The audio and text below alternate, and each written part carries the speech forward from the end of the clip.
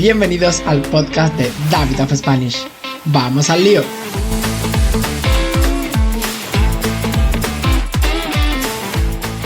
Buenas, Jessie, ¿qué pasa? Hola David, ¿qué tal? ¿Cómo estás? Pues muy bien, preparado para este nuevo episodio. ¿Y tú qué tal? Esperando y deseando que nos cuentes el chiste de la semana. ¿Seguro que estás deseando? Por supuesto. Bueno, era un chiste tan malo, tan malo, tan malo, que pegaba a los chistes más pequeños. Es gracioso, tengo que admitirlo. Bueno, el chiste juega con el doble sentido de malo. Por un lado, cuando decimos un chiste malo, como en otros idiomas, es un chiste que no tiene gracia. Pero en este caso, la segunda parte del chiste juega con el segundo significado. Una persona mala, una mala persona, es alguien malvado, que pega a los demás, violenta, que tiene malas ideas. ¿Verdad? Exacto, es alguien que no es bueno. Exacto, alguien que no es bueno. Y por eso este chiste juega con los dos significados de malo. ¿Crees que se puede entender así? Sí. Vale, pues lo cuento de nuevo. Era un chiste tan malo, tan malo, tan malo, que pegaba a los chistes más pequeños. Creo que se puede entender bien el chiste de esta semana. Eso espero. Bueno, Jessie, antes de nada quería decir que nosotros aquí en los podcasts explicamos muchas expresiones, pero es porque las utilizamos de forma natural, como se puede ver. Incluso cada semana intentamos explicar una nueva expresión cuando tenemos tiempo. Y esto no es porque nosotros queramos, es porque realmente las expresiones son muy importantes en español. Las utilizamos en el día a día. Porque hablando con nuestro gran amigo Sean, que estamos haciendo un intercambio de idiomas, hablamos 30 minutos en español y 30 minutos en alemán, hemos llegado a la conclusión de que en alemán no se usan tantas expresiones como en español. Es verdad que en español las utilizamos cada día muchas veces y son muy importantes para nuestra comunicación.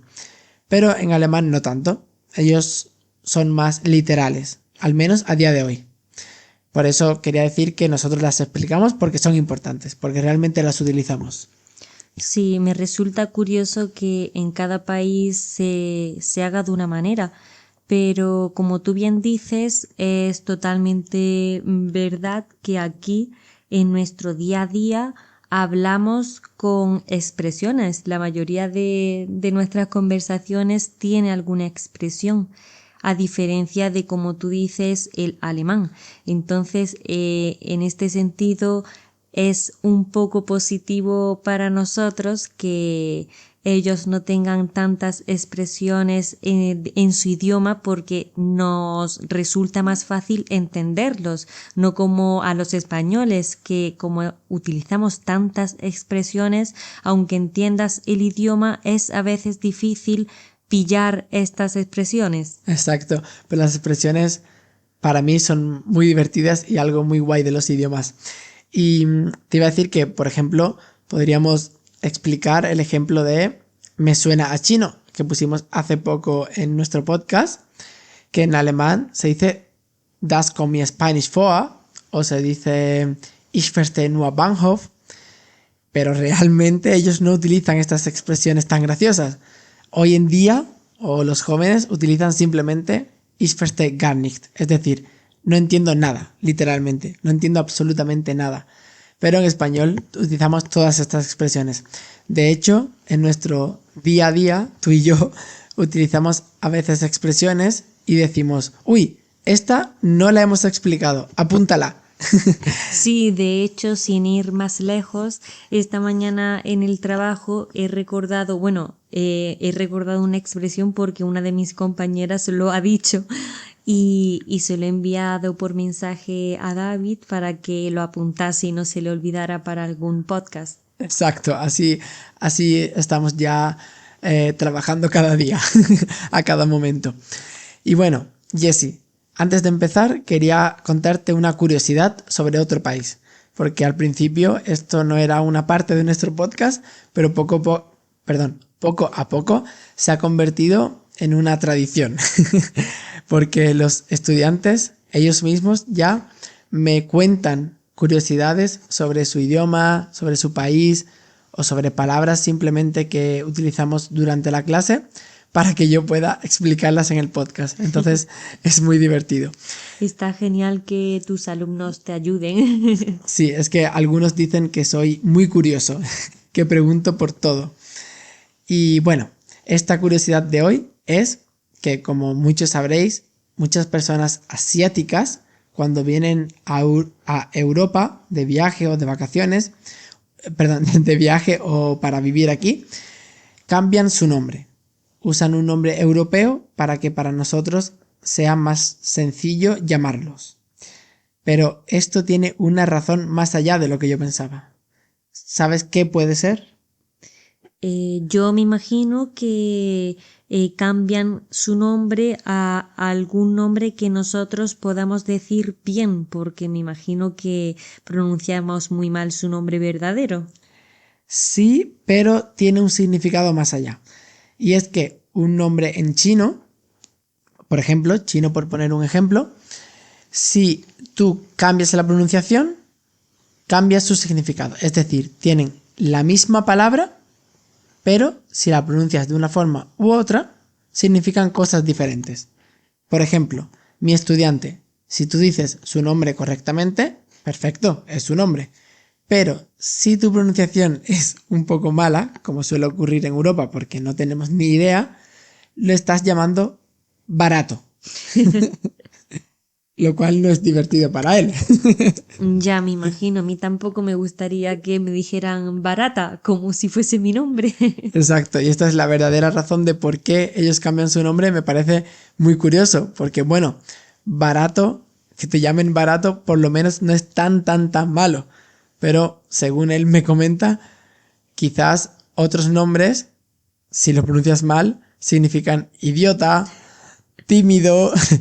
Me parece curioso que pase esto y por eso cambien su nombre. De hecho, nunca lo había pensado, así que es muy interesante que tengas alumnos que puedan contarte este tipo de cosas. Sí, además es una razón muy lógica, porque yo me enfadaba, por así decirlo, al principio y decía, pero ¿por qué no me dices su nombre verdadero si yo me gustan los idiomas, soy muy curioso, me gustaría pronunciarlo correctamente? Pero ahora tiene mucho sentido. De hecho, cuando él dice su nombre bien y su nombre mal, para mí suena exactamente igual. Me suena a chino literalmente.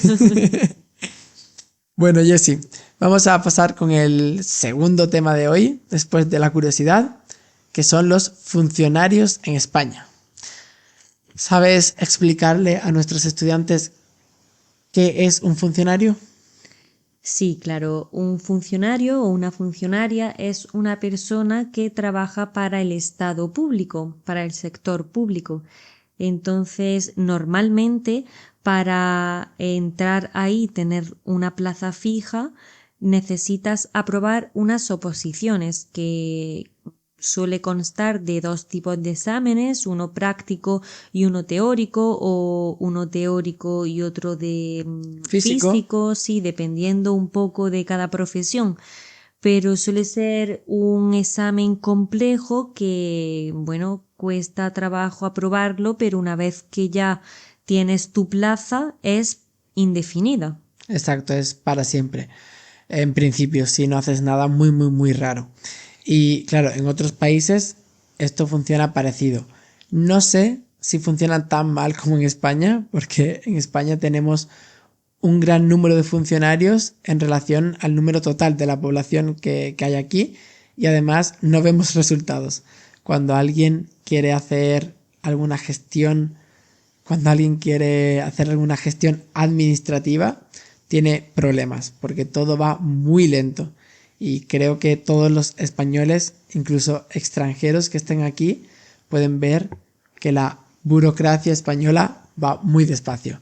Además, cuando vas allí presencialmente, los ves quizás tomando café o hablando entre ellos y no atendiéndote a ti. Entonces no tiene mucho sentido. creo que se han acomodado a su puesto de trabajo. Sí, de hecho, eso es uno de los puntos que yo veo más negativos de los funcionarios, y es que como tú sabes que ya tienes tu plaza fija, pues te acomodas y a veces, o bueno, también dependiendo de cada persona, no se esfuerza por ser un buen trabajador y saben que tiene ahí su plaza y no va a cambiar. Exacto, o por seguir aprendiendo, por ejemplo. Yo entiendo el tema de las oposiciones en trabajos como policía, bombero, que necesitas aprobar una serie de pruebas físicas, estar preparado para ello, ¿no? Para el trabajo. Pero en otros muchos puestos lo veo complicado. Entiendo que es una manera que tiene el sector público de elegir a sus trabajadores, pero probablemente no es la manera más justa, porque como hemos conocido a personas, tenemos amigos o amigas que llevan años intentando aprobar estas oposiciones y no lo consiguen. Claro, en estas oposiciones no se evalúa tu currículum, tu forma de ser, no se te pregunta por ti, solo es un examen y si tienes más notas mejor nota que los demás, estás dentro. Y esto no siempre es justo porque quizás otra persona con peor nota es más apta para este trabajo, es decir, trabajaría mejor. ¿Lo crees tú así también? Sí, totalmente de acuerdo con lo que acabas de decir. De hecho, hemos hablado sobre algún conocido que lleva 10 años intentando aprobar este examen y no lo consigue. Y claro, no tiene ninguna experiencia en este trabajo, en este sector. Y otras personas que llevan 10 años trabajando en este sector nunca van a conseguir ser funcionarios porque tienen que trabajar, tienen que vivir, tienen que pagar sus facturas y no tienen tiempo para estudiar, ya que en España decimos a veces que las oposiciones son como un trabajo, es decir, que tienes que que estudiar 8 horas al día, y esto no es la realidad. No puedes trabajar 8 horas, estudiar 8 horas y seguir viviendo. Exacto. Un gran problema sobre el funcionariado es que hay muchas personas que quieran serlo, entonces pues es complicado competir con tantísimas personas, y como tú bien has dicho, hay personas que no pueden permitirse no trabajar. Exacto, y hace poco escuché que antiguamente, cuando tú tenías 40, 50 años y por cualquier motivo dejabas de tener trabajo, porque la empresa desaparece, porque te echan, por cualquier problema, pues antiguamente tú montabas tu propia empresa o intentabas emprender en ese sector porque llevas muchos años de experiencia. Y a día de hoy, en lugar de intentar montar tu propio negocio, las personas con 40, 50 años intentan o empiezan a estudiar estas oposiciones porque ven que es la única opción de tener un futuro mejor, lo cual es un problema. Como hablaba hace poco de nuevo con nuestro amigo Sean en una de nuestras conversaciones, en Alemania el problema es que muchas personas quieren ser profesores porque son funcionarios y saben que van a tener unas buenas condiciones, pero realmente no les gusta enseñar, y eso conlleva a que haya muchos malos profesores. ¿Qué opinas? Hay muchos trabajadores que no deberían estar en esos puestos porque realmente ni siquiera les gusta estar ahí. Por supuesto que eso pasa. De hecho, esto que acabas de contar sobre que antiguamente pues intentaban montar su propio negocio, entiendo que a día de hoy sea complicado porque, como tú bien sabes, que lo vives en tus propias carnes. Por cierto, una nueva expresión por si no la conocíais. Vivirlo en las propias carnes significa cuando te refieres que lo has vivido tú, lo has experimentado, ¿no? Exacto, cuando tú mismo lo experimentas es que cuando tú lo vives en tus propias carnes o en tu propia piel. Entonces, lo que quería decir es eso, que como tú bien sabes, ser autónomo en España tampoco es fácil. Exacto. Por desgracia, estoy sufriéndolo a día de hoy porque me dedico a dar clases de español online y por eso soy autónomo en España y la verdad que es un poco complicado. Sé que en otros países tampoco es muy fácil, pero es probablemente mejor que en España. Hay unos impuestos muy altos y hay unas obligaciones un poco complicadas. Claro, no está compensado lo que ganas con lo que tienes que pagar de impuestos, para nada. Exacto, y la poca información que hay sobre la burocracia, sobre el papeleo que tienes que entregar, hay poca ayuda. Cuando salen ayudas para autónomos no te enteras porque no hay mucha información, es un poco complicado. Y creo que hemos hablado, Jessy, sobre otra contra que tiene las oposiciones, porque claro, quizás estás años preparándote y ¿qué pasa cuando apruebas?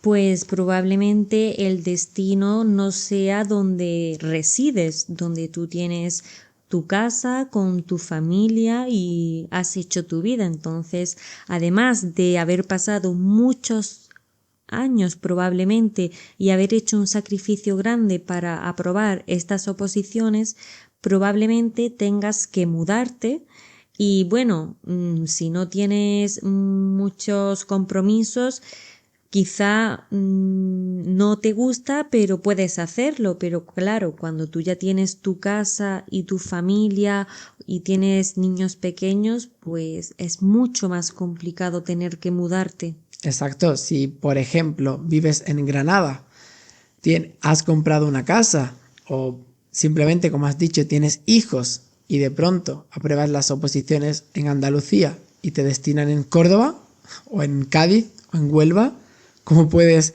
trabajar en uno de estos lugares pero tener tu vida real en Granada?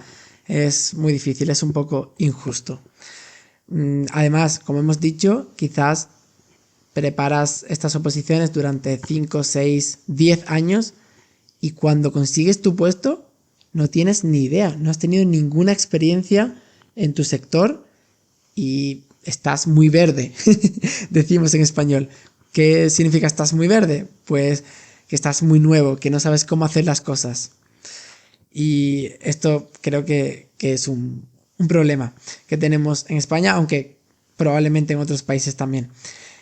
Y bueno, Jessy, una pequeña curiosidad. En Polonia me ha contado mi estudiante Michal que los menores de 26 años no pagan impuestos. Solo la sanidad pública, que es también pública como en España, pero no tienen, por ejemplo, una cuota de autónomo, como tengo yo a día de hoy, o no tienen otro tipo de impuestos. Además, la universidad para ellos es gratis. Curioso. Pues esto, si yo lo hubiera sabido antes, quizá me hubiera ido a Polonia a vivir. Pero bueno, obviamente no todo es tan bonito. Después, a partir de los 26 años, tienen que pagar los impuestos para que las siguientes generaciones o los que son más jóvenes que ellos puedan tener también la universidad de forma gratuita y estos beneficios. Pero bueno, está bien que cuando eres joven no tengas que pagar tantos impuestos porque sabemos perfectamente tú y yo que es un poco complicado. Sí, al final es un poco equitativo porque aunque él no haya pagado impuestos antes de los 26, después de los 26 sí que los tienen que pagar, pero ya tienes una edad en la que probablemente puedas tener tu sueldo y ahora pues tú ayudas a los más jóvenes como a ti te ayudaron, ¿no? Exacto, probablemente a partir de los 26 estás al menos un poco más preparado. Es curioso todo esto, me encanta que tus estudiantes te cuenten cosas sobre sus países que no conocemos. Sí, a mí me encanta conocer curiosidades y cosas sobre otros países porque es muy divertido para mí, me parece muy muy interesante. Y bueno, si quieres contarnos cosas sobre tu país o quieres mejorar tu español y tener estas conversaciones tan divertidas, por supuesto solo tienes que entrar en mis redes sociales o en mi página web y reservar una clase conmigo. Jessie, ¿tú sabes cómo es mi página web? Una pregunta de examen. ¿Cómo es tu página web? ¿Cómo es el nombre de mi página web? Sí, por supuesto. www.davidauspanish.es. Vale, examen aprobado. Qué susto, ya puedo respirar tranquila. Bueno, Jessie, por último, vamos a hablar sobre palabras que ha incorporado hace poco la RAE. Por cierto, un paréntesis. Aquí utilizamos esta palabra un paréntesis para de repente decir algo que no tiene nada que ver con lo que estamos diciendo. Uh-huh. Y lo que te quería decir en este paréntesis era... ¿Qué? Se me acabó de olvidar por completo. ¿Te has quedado en blanco? Me he quedado en blanco. Bueno, ¿Esto que acababas de decir? No lo sé, pero nos viene perfecto para explicar qué significa quedarse en blanco. Que es, bueno, no estoy seguro, pero me parece que lo hemos hablado en algún podcast. Quedarse en blanco es cuando no te viene nada a la mente. Sí, querías decir algo y de repente se te ha olvidado por completo. Sí, pues no sé qué querías decir, Jessie. Hemos hablado sobre estas curiosidades, sobre mi página web, sobre que pueden reservar clases y ahora íbamos a hablar sobre la RAE. Vale, pues continúa porque no tengo ni idea de lo que quería decir. Bueno, si vuelve a venir a tu cabeza, puedes hacer otro paréntesis. Bueno, Jessie, ¿qué es la RAE? La RAE es el diccionario que tenemos para buscar o encontrar todas las palabras españolas y realmente RAE significa Real Academia Española. Exacto, es una institución que, podríamos decir, organiza el idioma español y explica cómo se escriben y qué significan todas las palabras. Pero bueno, la RAE tiene que estar en continua revisión, es decir, tiene que añadir nuevas palabras. ¿Cómo lo hace? Pues simplemente la RAE observa cómo habla la gente y si una palabra se usa mucho, puede entrar al diccionario. No importa que sea una palabra que proviene del inglés, no importa que sea sobre algo muy nuevo o no importa que sea una palabra muy coloquial, pero que ahora es algo común. Puede añadir cualquier palabra. Por ejemplo, también en esta última actualización se añadió la palabra selfie, que es en español sería autofoto, pero nadie utiliza la palabra autofoto. No, de hecho, no la he escuchado nunca. Exacto, todos decimos selfie. Lo curioso es que para adaptarlo al español decimos selfie sin E al final, porque en español no la pronunciamos. Y bueno, Jessie, la última actualización de la RAE fue en diciembre de 2024. De hecho, exactamente el día 10 de diciembre. Y esta actualización incorporó muchas palabras nuevas, por supuesto, y se podría decir que fue una preparación para el 2025.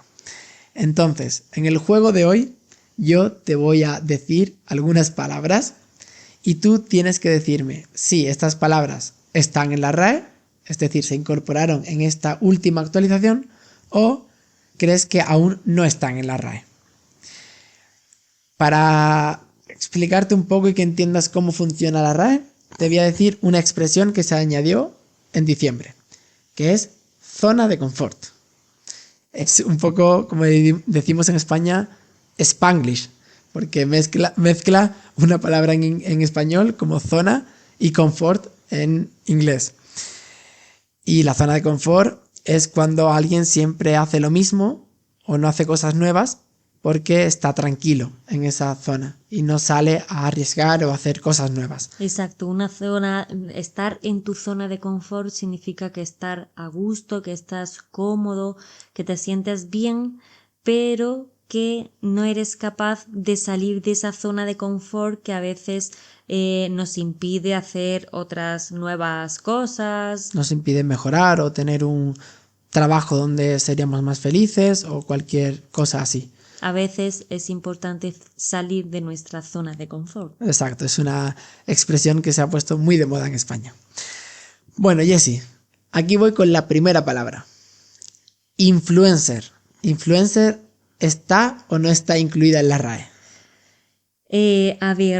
Yo creo que sí que está en la RAE porque en estos últimos años influencer es una palabra que se ha dicho mucho. De hecho, podría considerarse una profesión. Exacto. Pues siento decirte que aún no está incluida en la RAE. Vaya, qué mala suerte. Pero bueno, probablemente sea porque en español utilizamos otra palabra española que es creador o creadora de contenido, ¿no? Sí, sí, sí. Se podría decir, de hecho, los mismos influencers se consideran a ellos mismos como creadores de contenido. Sí, pero bueno, en mi opinión debería de incorporarse pronto porque es muy común a día de hoy. Vale, la siguiente palabra que te pregunto es spoiler. Spoiler, mientras Jessie piensa, es, bueno, como viene del inglés, es un anglicismo, probablemente todos lo conocéis, pero es cuando alguien te cuenta el final o la trama de una serie, de una película o de una historia antes de que tú la conozcas o la veas. Yo creo que esta palabra sí que está dentro de la RAE porque llevo escuchándola durante muchos años. Es una palabra que utilizamos los españoles un montón. Y ya no solo para decir un spoiler de una peli o de un libro, sino tú estás charlando con tus amigas y puedes decirle, por ejemplo, no me hagas spoiler. Mientras ella está contando una historia, no tiene por qué ser de una película o de un libro. Exacto, pues estás en lo cierto. Esta palabra sí que fue incorporada en diciembre de 2024 a la RAE. Bien. 1-1. Y bueno, igual que hemos dicho sobre selfie, spoiler también fue adaptada al añadirse al diccionario español. Se adaptó y al inicio de la palabra tenemos una E y también tenemos tilde. Se dice spoiler con E al principio. Y con tilde en la O. Exacto, para adaptarlo a las reglas gramaticales del español. De todos modos, todas estas palabras tan interesantes y tan divertidas que estamos aprendiendo hoy estarán en algún lugar todas recogidas, ¿no, Jessie? Exacto. Siempre podéis en la transcripción ver todas las palabras clave y el vocabulario que estamos comentando hoy. Exacto. En la descripción del episodio dejaremos mi página web y el enlace con todo el material que es totalmente gratuito. Y bueno, un spoiler. Pronto va a salir un nuevo curso de español. ¡Wow! Una muy buena noticia y un muy buen ejemplo utilizando spoiler. Exacto. Bueno, Jessie, vamos con alguna palabra más. ¿Qué te parece si te digo mutear? Mutear. Bueno, para quien no lo sepa, mutear es lo mismo que silenciar a alguien o a algo. Sobre todo se utiliza en contextos digitales. Y yo te diría que no está dentro de la RAE porque más que mutear, yo lo que suelo escuchar aquí es silenciar. Sí, creo que mutear se empezó a utilizar más a raíz o a partir de la pandemia, porque mucha gente tuvo que empezar a trabajar desde casa y se puso de moda las clases online y el trabajo online y empezó a utilizarse más mutear, porque como las plataformas de videoconferencias no eran tan usadas, muchas estaban en inglés, entonces estaba en inglés. Pero tienes razón, aún esta palabra no está en la RAE porque creo que todavía muchos españoles utilizan simplemente silenciar. 2-1. 2-1. Silenciar o incluso apagar el micro. Totalmente. Bueno, ¿y qué te parece la palabra barista?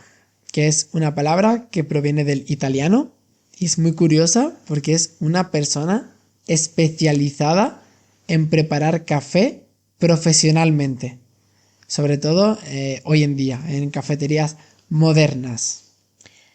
Pues yo te diría que no está en la RAE, porque sí es verdad que cuando estuvimos viviendo en Italia lo escuché más a menudo cuando se referían a camarero o, como tú has dicho, especialista en bebidas o café, pero aquí no lo he escuchado tanto, así que te diría que no está incluido en la RAE.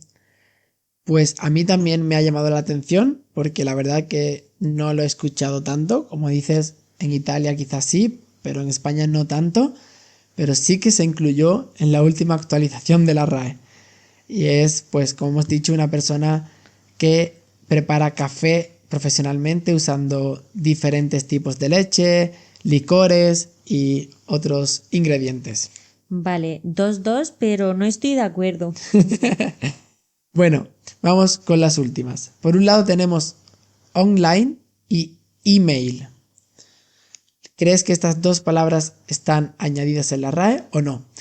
Tenemos online, en español decimos en línea, pero la verdad que online es muy utilizado. Y por otro lado, email, en español es correo o correo electrónico. Pues yo te diría que sí, que ambas palabras están dentro de la RAE o deberían de estarlo, porque yo no utilizo para nada en línea, utilizo siempre online. Igual que email, bueno, email sí es verdad que aquí utilizamos con frecuencia, te voy a enviar un correo, aunque también se puede decir, por supuesto, email.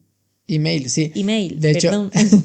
no pasa nada, estamos en español y pronunciamos con acento español. Pero sí, como dices, online lo utilizamos siempre, en muy pocas ocasiones lo utilizamos en línea, pero no están incluidas en la RAE. Y la verdad que no lo entiendo porque online lo utilizamos cada día y email también, porque algunos estudiantes me han preguntado, ¿qué es más correcto? ¿Email o correo? O incluso correo electrónico. Y la realidad es que yo no lo pienso. Muchas veces utilizo email y muchas veces correo. Indiferentemente utilizo uno u otro. Totalmente, a mí me pasa lo mismo. Y a este grupo de palabras o a esta pareja de palabras le podemos añadir también link, que tampoco está añadida, porque en español tenemos la palabra enlace. Pero bueno, la verdad que link también lo utilizamos muchísimo en español. Sí, yo diría que lo utilizamos por igual, ¿no? Mándame el link, mándame el enlace. Sí, puede ser que sí. Y bueno, por último, tenemos la palabra DANA, que es el acrónimo de depresión aislada en niveles altos. Que esto es un fenómeno meteorológico que provoca lluvias muy fuertes en poco tiempo. Y por desgracia, esta palabra sí se añadió en diciembre porque se hizo muy famosa en España. Sí, pues como tú has dicho, por desgracia, en Valencia sufrimos la DANA y por eso mismo yo creo que se ha incluido en la RAE porque ha sido un suceso muy importante para todos los españoles, sobre todo para los valencianos que han vivido todas estas desgracias. Exacto. La Dana causó unas inundaciones muy... Brutales exacto. que dañaron, bueno, falleció mucha gente y destruyó muchísimas casas. Sí, mucha gente tuvo grandes problemas con sus casas, sus negocios y como todos dicen, lo peor son las pérdidas familiares que tuvieron de personas que fallecieron debido a este fenómeno y bueno, pues por eso esta palabra se ha hecho famosa, aunque sea en un sentido negativo, y se ha añadido en la RAE. De hecho, después del problema grande que hubo en Valencia, ha habido más danas en España, pero bueno, por suerte no han sido tan exageradas y ha habido solo problemas menores, por así decirlo. Bueno, Jessy, si te parece, vamos a terminar aquí el episodio de hoy. Por supuesto, hay muchísimas palabras más que se van añadiendo a la RAE y quizás en próximos episodios podemos hablarlo. También cuando la RAE haga una nueva actualización y añada nuevas palabras, y veremos si añaden palabras como email o online. Es curioso porque en la vida había ido a mirar las actualizaciones de la RAE, pero ahora me da curiosidad saber si en la próxima actualización cuáles serán las nuevas palabras. Exacto. Bueno, me alegro que te haya gustado y que hayas sentido curiosidad. Y nada, esto es todo por hoy. Ya sabéis que en mi página web, que Jessie ha dicho correctamente, podéis ver toda la información sobre mis clases, próximos cursos, podcasts y todo lo que haga o hagamos Jessie y yo por internet. Así que nada, nos vemos en el próximo episodio de David of Spanish. Hasta luego.